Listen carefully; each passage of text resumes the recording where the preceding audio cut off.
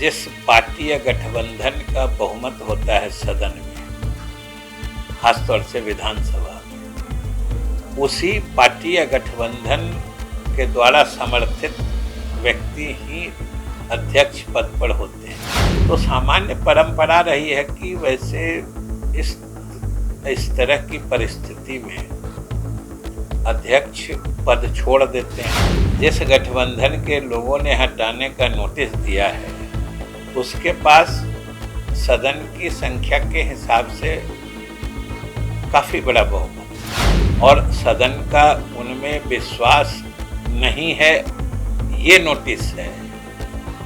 तब तो पहले ये निर्णय हो जाएगा ना कि सदन का विश्वास उनमें है कि नहीं है। लोकसभा में जब ऐसा प्रस्ताव आया है तो अध्यक्ष उस दिन सदन में आए ही नहीं। मैंने उच्च एक संसदीय परंपरा का पालन किया।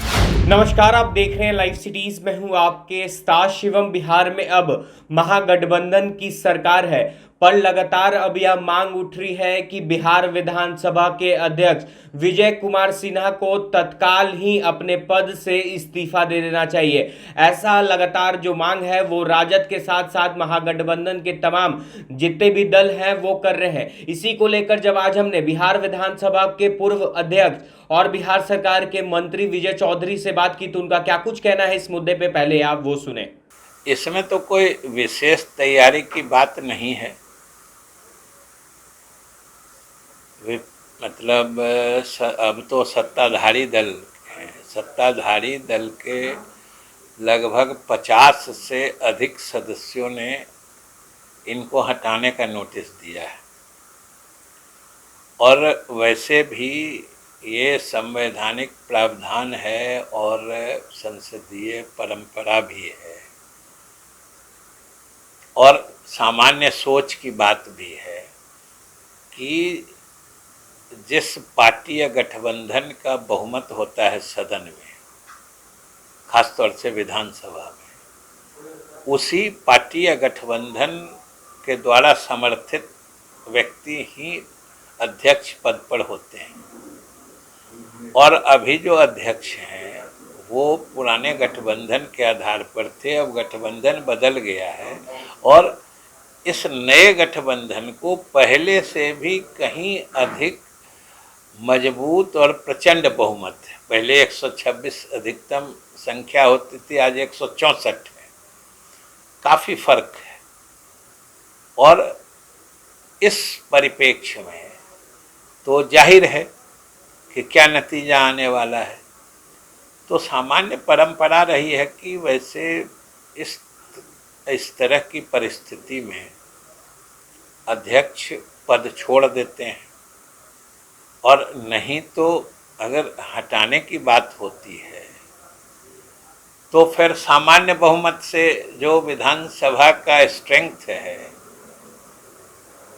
उसके बहुमत से उनको हटाने का नियम है। जो जाहिर है जिस गठबंधन के लोगों ने हटाने का नोटिस दिया है उसके पास सदन की संख्या के हिसाब से काफ़ी बड़ा बहुमत है। तो अगर उस दिन विचार होता है तो अंतिम निर्णय तो मतदान से ही होता है और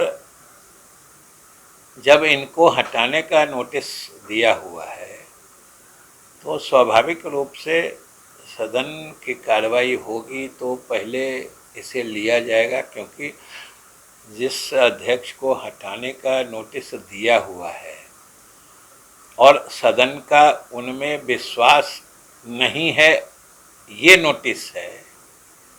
तब तो पहले ये निर्णय हो जाएगा ना कि सदन का विश्वास उनमें है कि नहीं है। और अगर सदन का विश्वास नहीं है तब तो उनके अधीन कार्रवाई नहीं हो सकती।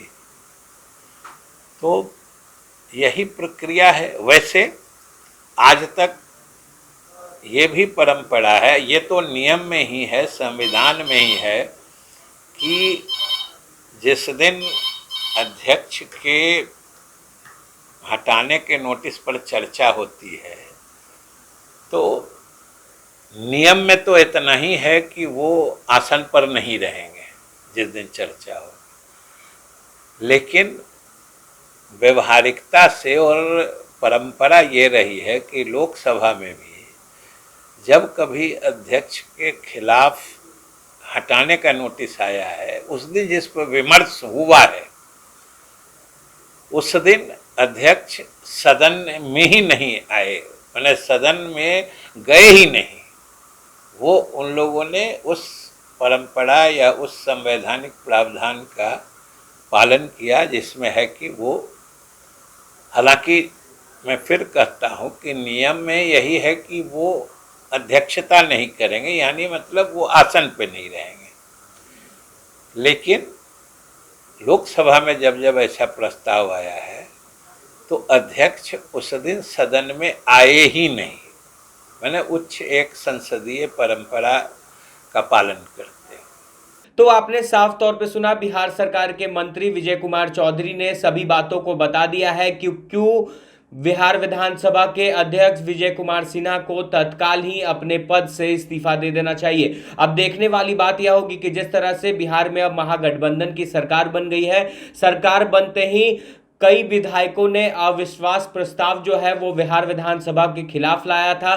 तो ऐसे में क्या बिहार विधानसभा के अध्यक्ष विजय कुमार सिन्हा अपने पद से इस्तीफा देते हैं या फिर कोई और नया रास्ता देखा जाता है? बहरहाल अब बने रहे हमारे साथ। अगर आपने हमारे चैनल को सब्सक्राइब नहीं किया है तो जल्द से जल्द सब्सक्राइब कर ले। धन्यवाद।